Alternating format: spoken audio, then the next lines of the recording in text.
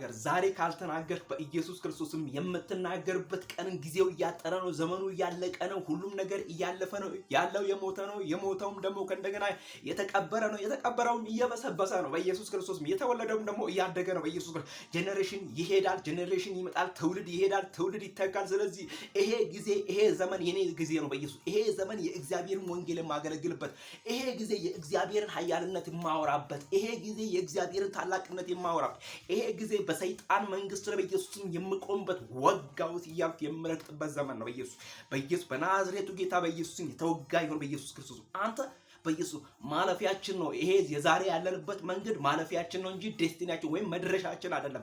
ምክንያቱም እግዚአብሔር ያየልን ይሄን አይደለም በኢየሱስ። እግዚአብሔር ያየልን የዘላለሙን ነው። እግዚአብሔር ያየልን ከአብ ቀኝ ነው። እግዚአብሔር ያየልን በኢየሱስ ወንጌልን ሰብከን የሚሰጠን ብድራት እንዳለልን ነው እግዚአብሔር ያየልን የተናገረን። እዚህ ጋር ሊያስቀራን የሚፈልግ የአመፃ ምክር በናዝሬቱ ጌታ በኢየሱስም የተገለበጠ ይሁን በጌታ በኢየሱስ ክርስቶስ።